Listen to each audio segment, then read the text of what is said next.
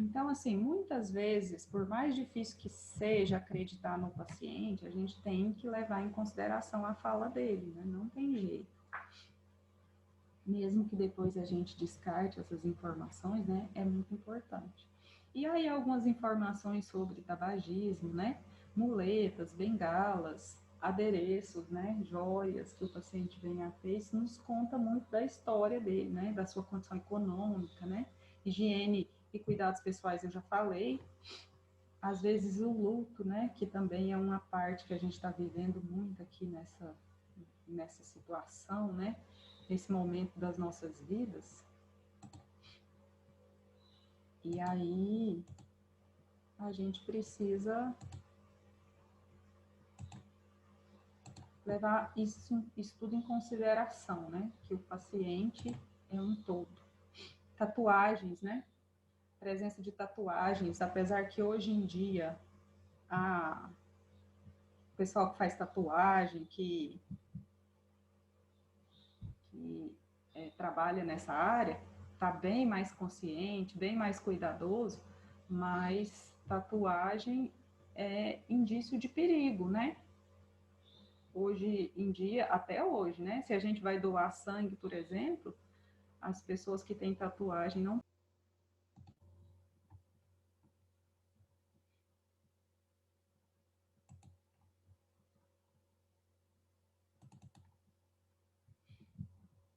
Tá vendo o que eu falei? Eu acho que a gente tem que começar mesmo às 5 horas da manhã.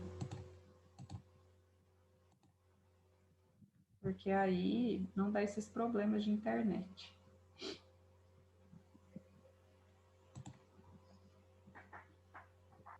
Né, Álvaro? Concorda? Concordo. Então tá bom. Então, a próxima aula nossa será às 5. Só o Álvaro que concorda, hein? Só o Álvaro, ele abre, não. Pensa, não vai ter nenhuma quedinha de internet. Horas. De todo jeito, assim que eu tô de pé mesmo, Ei, não, Álvaro. para mim será excelente, perfeito. Mas aí, então assim, até hoje, que eu estava falando, as pessoas que têm tatuagem não podem ser doadoras de sangue, né? Às vezes a gente fala assim, hoje em dia, né, tá tudo muito politicamente correto, tal, é preconceito, mas isso é uma coisa de saúde pública, né? Que a gente precisa levar em consideração como profissionais de saúde.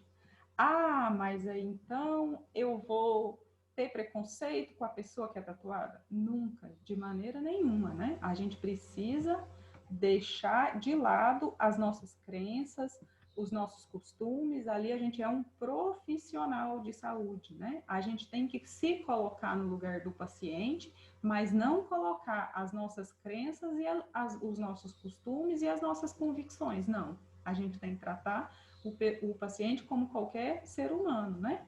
E sempre pensar nas suas peculiaridades, mas não discriminá-lo por isso, né? Nunca. Cláudio, Oi. Pode falar. aí em Goiânia você tem seu consultório, você atende aí? Atendo. Eu acho, Gustavo, que Fala.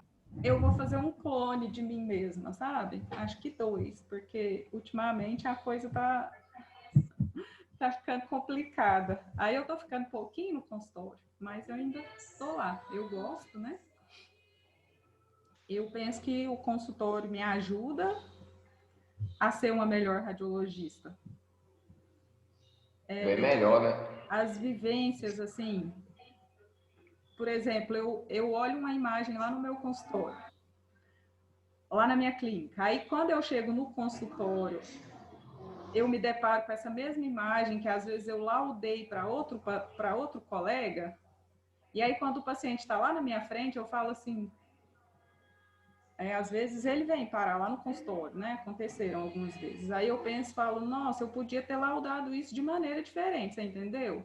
Algumas situações assim. Da Cláudia Entendi. radiologista e da Cláudia clínica com o mesmo paciente. Faz diferença. E aí essas nuances, assim.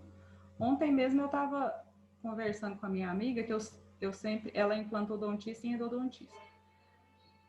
Aí eu sempre falo assim, olha, tiver alguma observação, alguma crítica, já me liga e me fala, porque eu preciso saber para melhorar, né? Eu sempre quero melhorar, não me importo com críticas. E aí ontem ela me ligou, ai, Cláudia, veio uma tomografia aqui, realmente, a tomografia assim, é muito limitada quando o paciente tem metal. Então, era um paciente que tinha muito implante, a inclinação dos dentes dele não ajudava. Ela falou, mas eu queria ver isso. E tomografia, vocês vão aprender esse semestre, é um exame dinâmico. Então, assim, a radiografia é aquilo lá. Fez a radiografia, pá, é aquilo. Não tem, né? Não tem variação. Agora, a tomografia, eu tenho a opção de elaborar milhões e milhões de cortes diferentes. Não tem jeito do dentista virar para mim e falar assim, eu quero todos os cortes. Não existe todos os cortes em tomografia. São infinitos. Eu posso inclinar um pouco, eu vou mudar, produzir montes de corte, né? Eu giro um pouco mais. Então, assim, é praticamente infinito. Aí ela fala, não, mas nesse caso aqui, eu queria que você tivesse mandado um corte assim, porque eu queria ver isso. Aí você entendeu, Gustavo? Que aí eu lá no consultório, eu quero ver alguma coisa que talvez o radiologista não entendo que eu como clínica quero ver aquilo. Então, Entendi, aí fica mais fácil. isso me ensina, sabe? Apesar de ser difícil, assim, eu tô chegando, às vezes, um pouco no meu limite, né? Mas eu gosto. E eu gosto dessa relação com o paciente, né? Fica bem melhor. Conhecer, igual eu já tive paciente que me convidou para ser madrinha de casamento. Paciente que vira, assim, amigo, né? E lá na clínica eu não tenho isso, né? Porque lá na clínica eu nem vejo os pacientes. Eu vejo quando é alguma situação extra, né? Mas eu corriqueiramente nem vejo. E aí eu gosto do consultório por isso, mas eu já avisei para o senhor Celso, falei, olha, meu filho, daqui uns dias você pode se virar mais aí nas nossas contas pessoais, que a minha ajuda será mais limitada financeiramente, que eu não quero trabalhar do tanto que eu trabalho hoje em dia. Tá certo, tem que descansar também. Eu quero virar madame.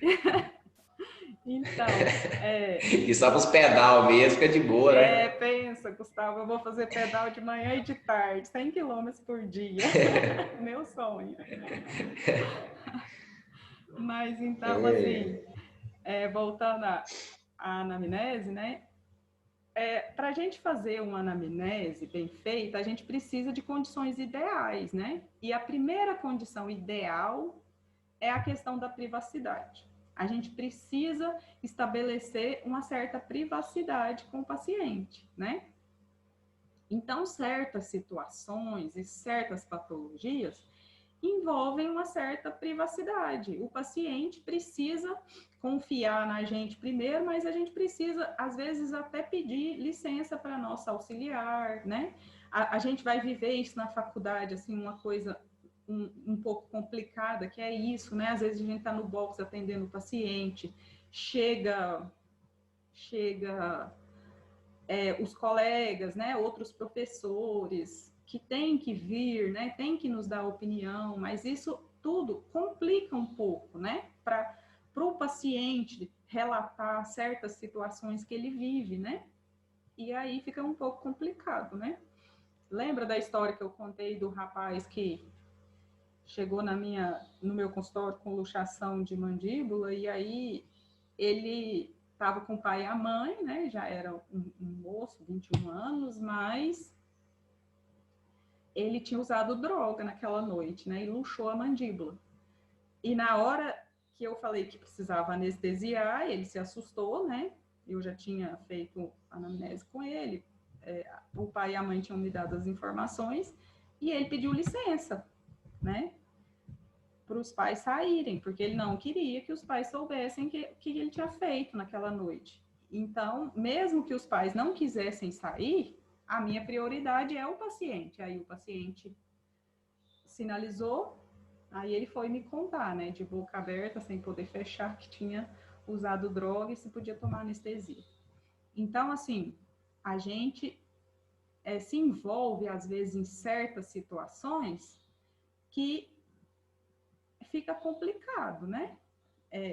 A gente tem que respeitar essa privacidade do paciente, senão aquela construção que a gente fez, né? Aquele ganho de confiança com o paciente se torna um verdadeiro castelo de cartas, né? E aí a gente precisa de ter cuidado quando a gente comenta, né? Certas histórias, né? Às vezes em círculos de amigos, né? Quando vocês forem profissionais de odontologia, com certeza vocês terão círculos de amigos que são dentistas também, então a gente precisa tomar cuidado nessas conversas, né? Que o que a gente conta, o que a gente comenta, né? Muitos de vocês vão morar em cidades pequenas, né? Então tem que tomar cuidado com isso, né? A informação do paciente é do paciente, o prontuário do paciente é do paciente. Eu não posso usar aquela informação, né? Porque talvez um comentário que você faça e imagine que seja inocente, nossa, vai dar problema lá na frente, né? A gente precisa, quando está fazendo anamnese, de calma, né? Lembra que a linguagem corporal do paciente conta muito, mas a nossa linguagem corporal também conta muito para o paciente, né? A gente precisa estabelecer conforto, né? Para o paciente precisa estar confortável para falar, tanto psicologicamente quanto fisicamente. Ele precisa estar sentado num lugar confortável, né?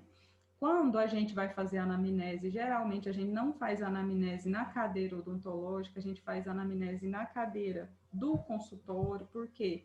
Porque esse meu olhar com o paciente precisa estar no mesmo nível, né? Isso estabelece uma relação de confiança.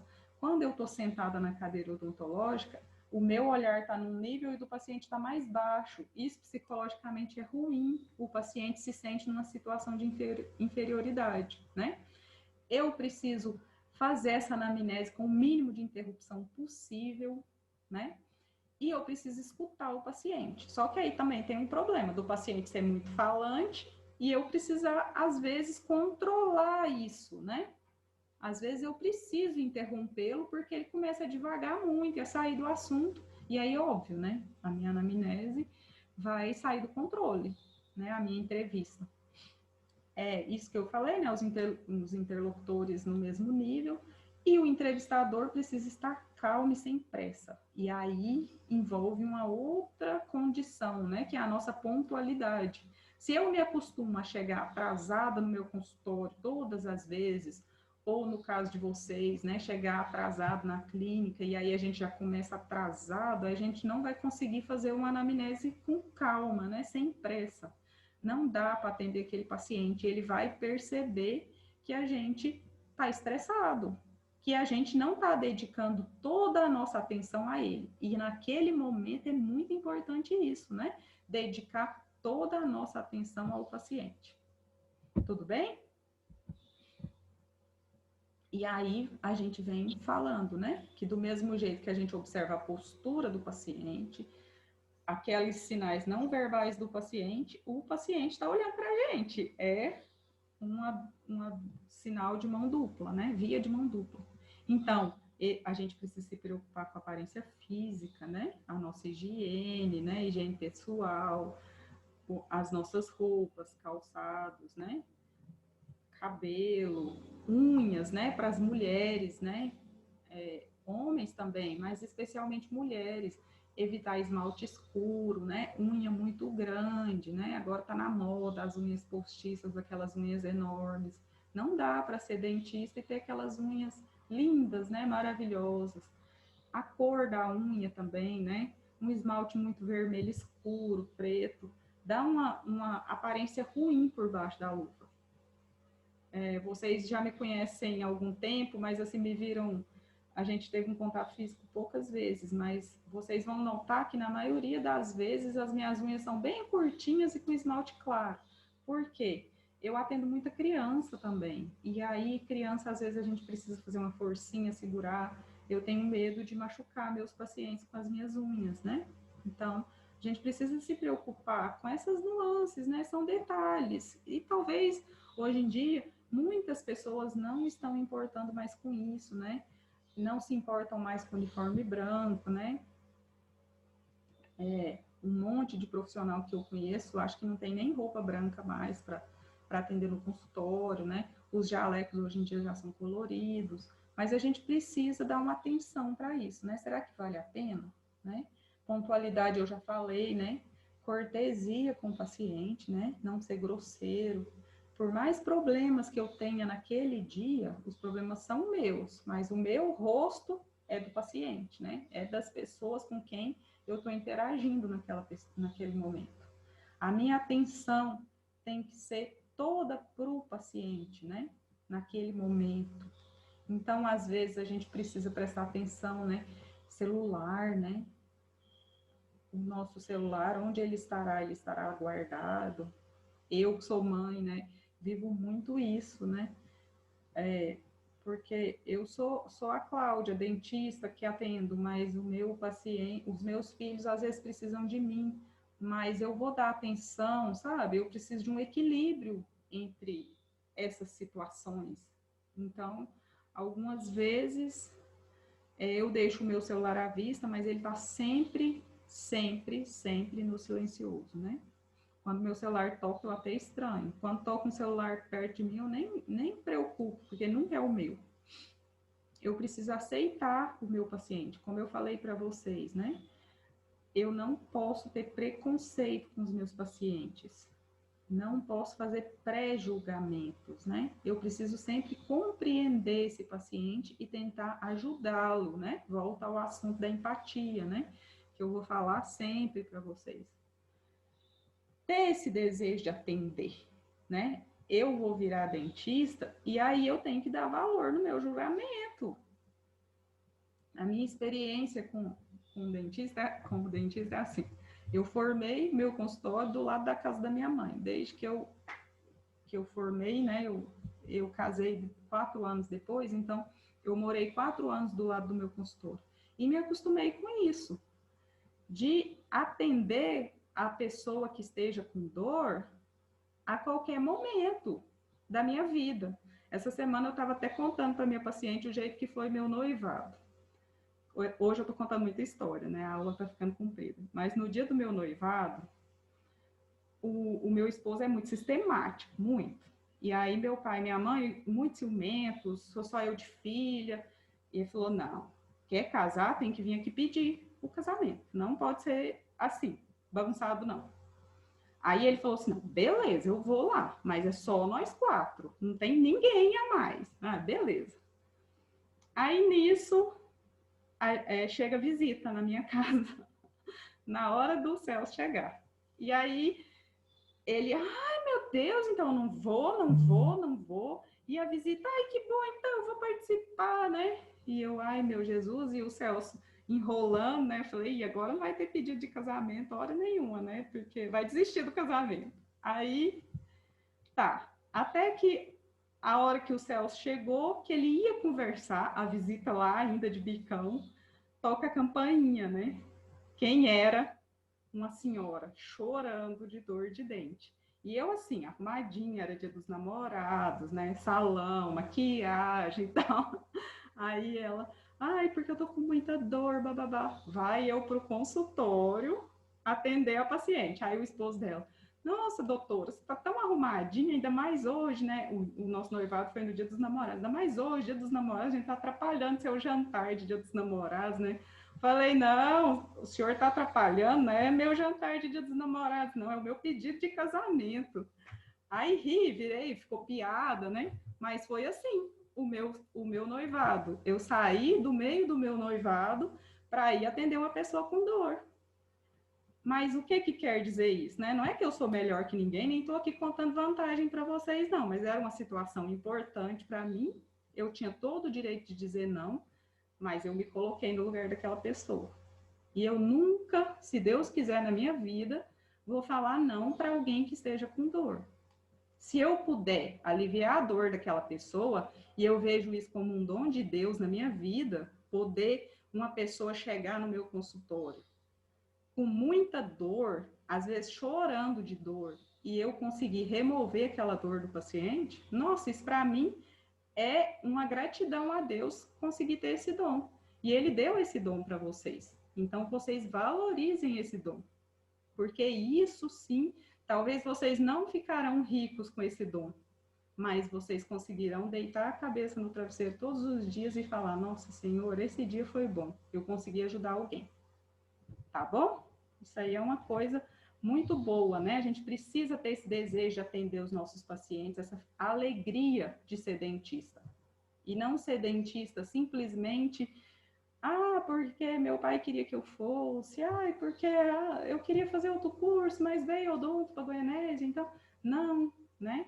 Se você está aqui, tem um propósito.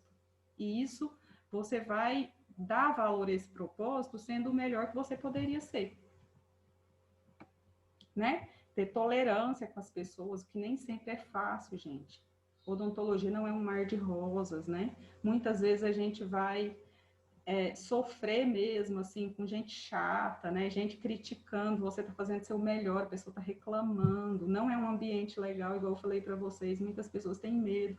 Então, a gente precisa ser tolerante, né? Volto a falar, empatia com os pacientes. E aí, algumas coisas a gente precisa evitar, né? Já falei, vou repetir, né?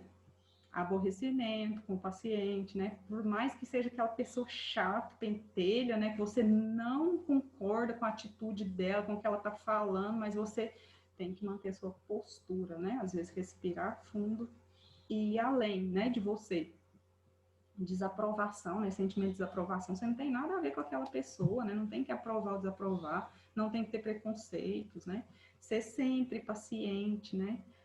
Evitar o tédio, né? Essa manifestação de o paciente perceber que você está entediado com o que ele está falando, né? Escárnio, né? Desprezo pelas pessoas, isso é muito ruim, né? Se achar melhor que as pessoas, isso nunca pode acontecer no nosso consultório. Alguns cuidados, né, especiais que a gente precisa, né? Paciente com deficiência auditiva. Uma dica que eu dou para vocês, se vocês puderem fazer, eu não fiz e sinto falta, né? Talvez seja um diferencial para vocês, né? Aprender Libras, aprender a se comunicar com o paciente com deficiência auditiva, isso é importantíssimo, sabe? Quando a gente não sabe Libras, né? Eu tenho alguns pacientes que são deficientes auditivos, então a gente fica na dependência da mãe, da pessoa que está acompanhando. Então, nem sempre a informação que a gente passa chega da maneira certa para o paciente, né?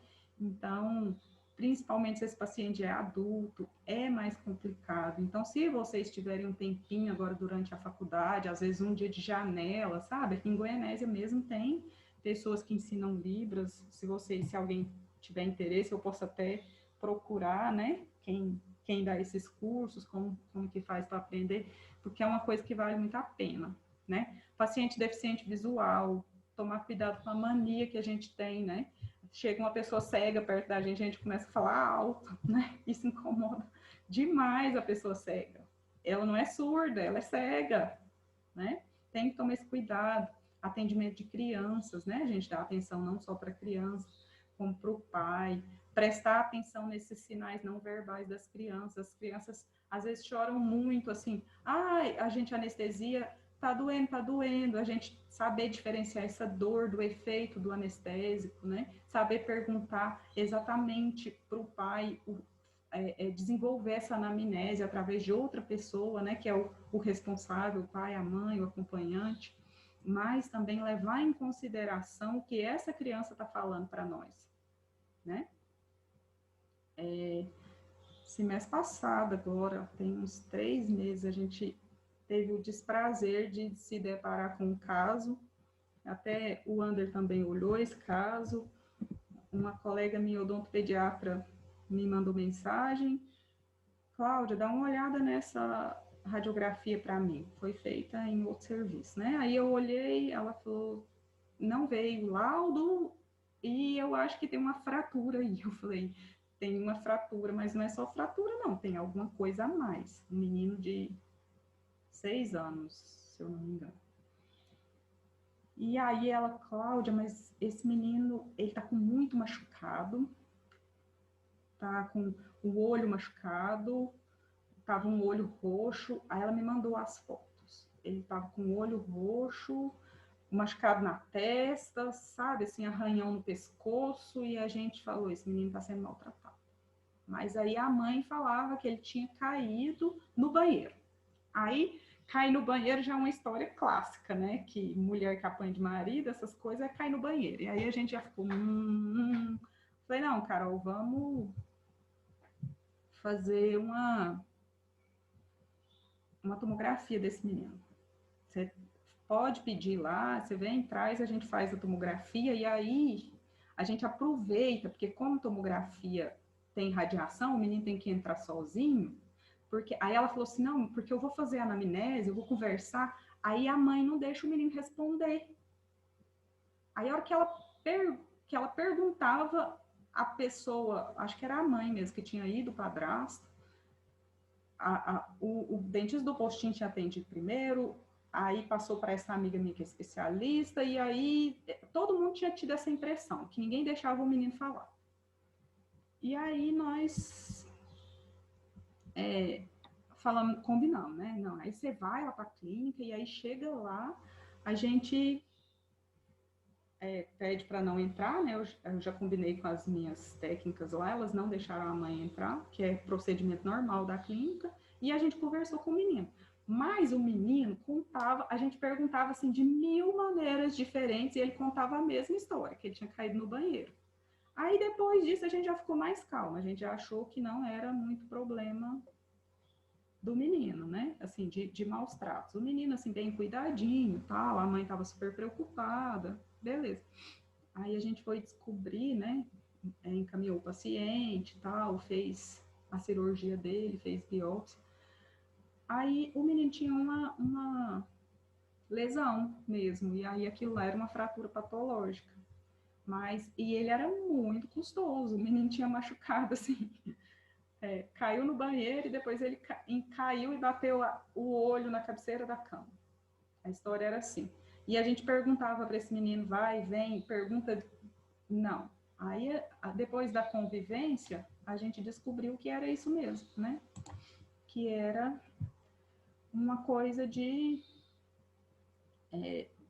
um acidente que o menino tinha sofrido, mas nós ficamos inicialmente muito preocupados, porque ninguém deixava o menino falar, a gente queria ouvir o menino e ninguém deixava. A gente vai se deparar com essas situações, né? E também algumas situações que têm impedimento de compreensão, né? Pacientes especiais, pacientes com limitação intelectual, né? Limitação física que não consegue falar, como a gente já falou, né? Então a gente precisa da ajuda, né, das pessoas. Hoje em dia, né, a expectativa de vida cada vez maior, a gente começa a atender mais idosos, né? Às vezes os filhos levam, então a gente precisa desse equilíbrio, né? Entre ouvir o filho e o idoso, né? Não ouvir só um deles, né? Assim como no atendimento de crianças. Quando o paciente vem através de socorristas, né? A gente pode se deparar e atender em algum serviço de emergência um paciente inconsciente, então a gente precisa ouvir outras pessoas e ter cuidados especiais em relação a isso. Algumas observações, né? Toda anamnese é escrita nas palavras do paciente, então o relato é do paciente, a gente só transcreve o que ele nos disse, né? E tenta dar uma ordem cronológica. E aí tem aqueles S e C, né? Segundo informado. O que é isso? O que quer dizer? Às vezes a gente duvida da história do paciente, é uma coisa muito mirabolante. Aí a gente pergunta de novo, mas foi assim mesmo? A gente reformula a pergunta, a gente continua com a conversa, né? Como naquele caso do morador de rua que eu atendi lá na faculdade.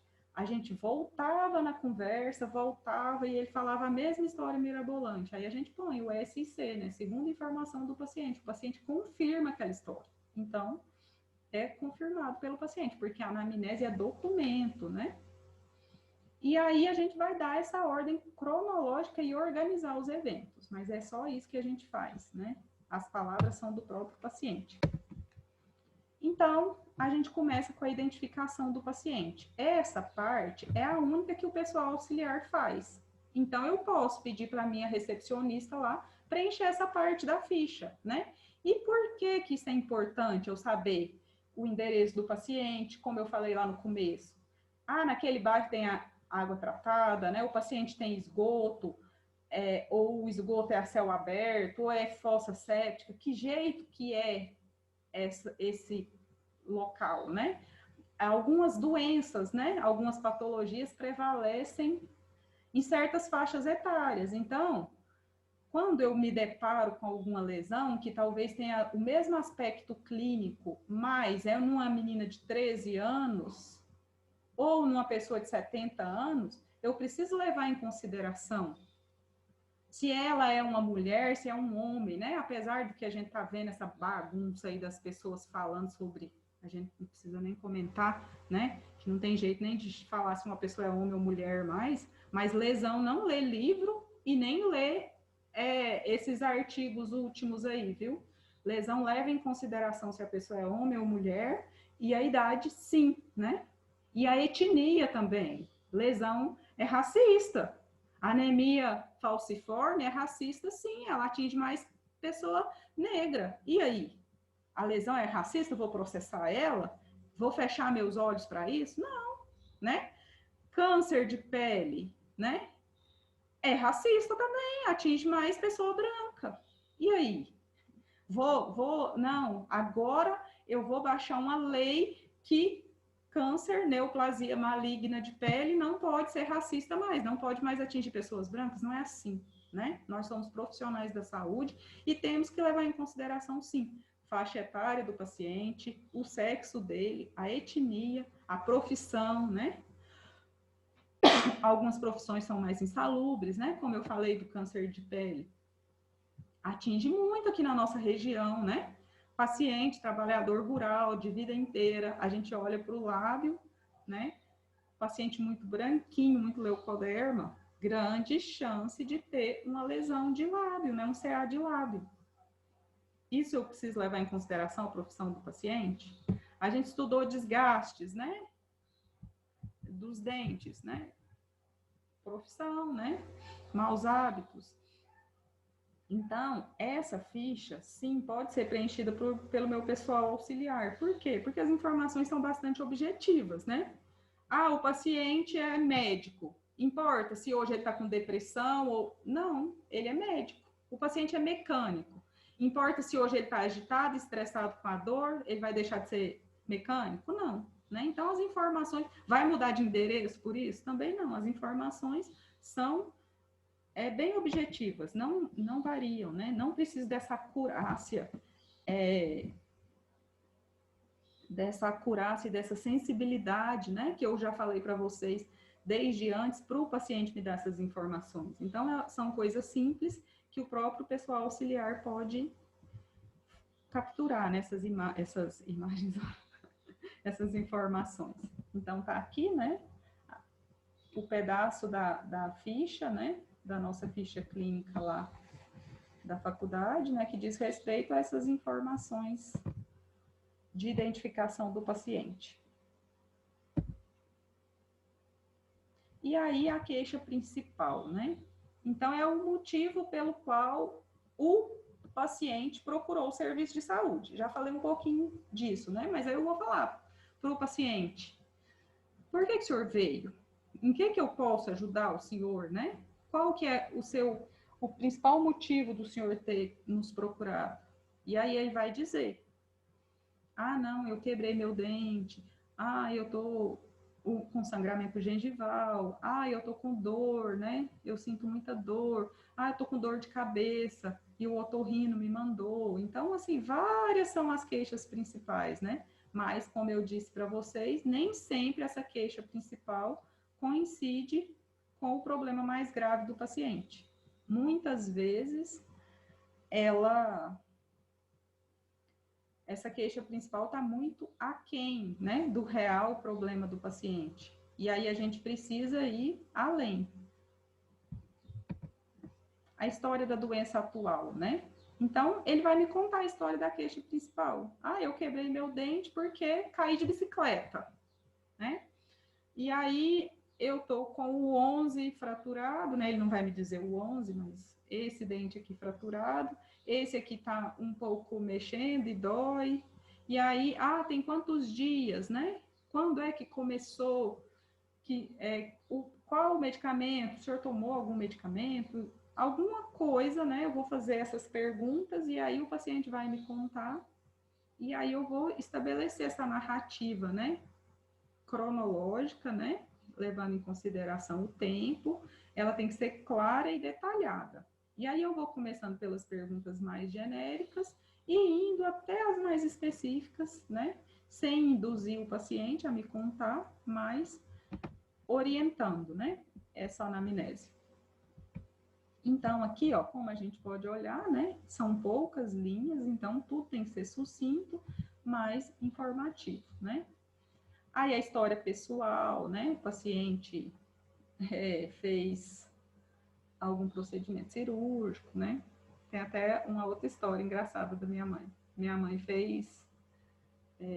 meu pai e minha mãe são pessoas simples, todos dois já de idade mais avançada, então eles tiveram perdas dentárias, né, graves e precoces. E aí, a parte superior, eles tiveram que fazer enxerto de calota. E minha mãe tem um afundamentozinho aqui, porque na época, né, fez, há muitos anos atrás, retirou o osso da calota dela para fazer enxerto. E aí, ela caiu e bateu a cabeça. E o pessoal que foi socorrer viu aquele afundamento que ela tinha, assim, e me ligou desesperado, falando que minha mãe tinha dado traumatismo craniano. Pensa, né? Na hora eu nem lembrei de enxerto de calota. Quando eu cheguei no hospital, aí, graças a Deus, deu um pin, assim, aí não é fratura, né? Graças a Deus, é só um enxerto dela.